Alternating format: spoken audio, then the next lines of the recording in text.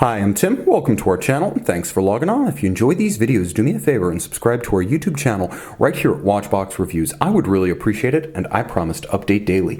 If you love this watch, you can see it and purchase it on our website, thewatchbox.com.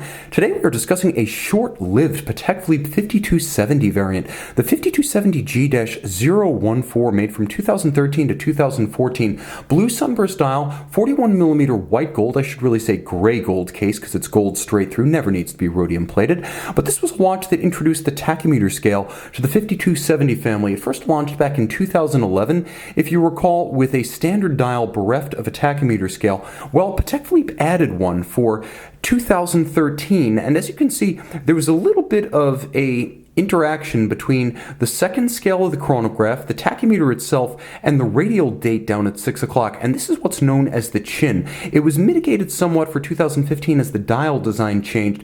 Really, both of them are equally attractive, and each variant of this watch has its fans, but objectively, this was a short-lived reference, and the blue dial, considered to be a little bit more collectible than the silver dial counterpart, is the more emotional of the two. Now, throwing it on my wrist, I'm going to quickly jump out a bit and show it to you in scale again. My wrist is 16 centimeters in circumference, and this is a large-ish watch. The timepiece, 41 millimeters across. It's not terribly thick, at 12.7 millimeters thick, and 49.7 millimeters lug-to-lug. I would recommend this watch for a wrist as small as 14 centimeters circumference. The spacing of the lugs is 21 millimeters, so though it's not a large watch, at least not an oversized watch, it does have a broad and modern planted appearance. It doesn't look like a teensy strangled vintage watch where it joins the strap. Gives ourselves a bit more light, getting a little bit closer, and you can appreciate that the strap is a handsome piece. It is a matte navy blue, rectangular scale, medium, folded edge, monotone stitch, Patek Philippe factory strap. You can see excellent condition. The strap is paired with a matching white gold deploying clasp, all of high polish with a filigree style Calatrava Cross. Jump into the case, you can see it's strong. Patek Philippe decided that this should be a involved and complex form with multiple individual sculptural forms. There's the mid case, there's the hard break between the mid case and the case back, the mid case and the bezel hard conical with an uptick as it abuts the sapphire, and the individual lugs stepped out rather dramatically where they abut the case with a fluting down each flank.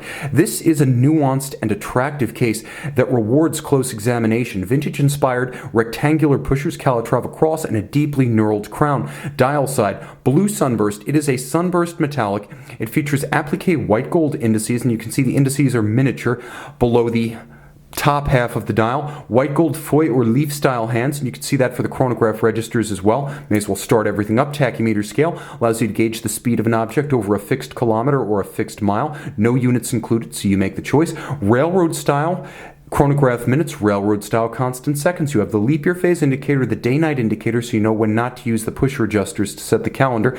You have apertures for the day and the month, a radial date, and a cobalt blue moon phase with a crescent style moon phase display. Now the watch, intriguingly, does feature hacking seconds, making it one of the few Patek Philippe calibers that features that refinement. Turn it all over. This is a perpetual calendar, I should mention. It need be adjusted only once in the year 2100.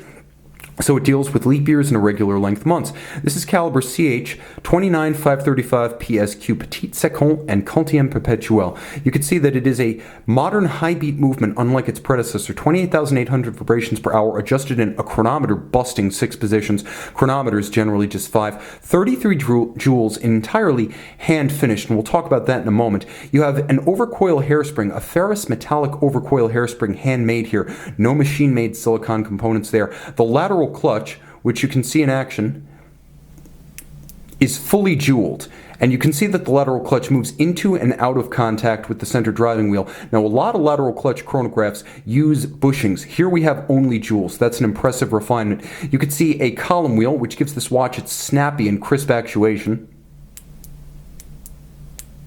But it is black polished and capped, as you can see, in Geneva fashion. Now that's black polish. All of the screw heads are black polished. This is the highest standard of optical finish. You can also see that there is a satin graining across the chronograph levers. You can see linear Côte de Genève laid down with abrasive wheel aligned across the bridges. There's a perlage engine turning across the base plate, and you'll note that if you were to loop this watch, all of the individual screw heads are not just black polished, but their slots are chamfered.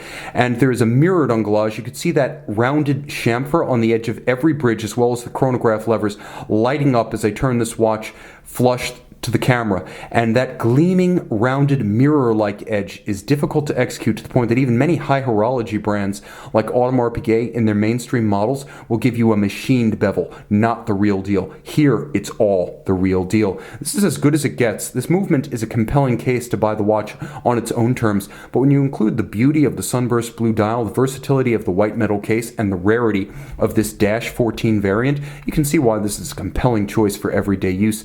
65-hour power reserve manual wind, and a wonderful treat to wake up to every morning. Wind it daily. It doesn't need it, but you'll want to. See it and make it yours on the Watchbox.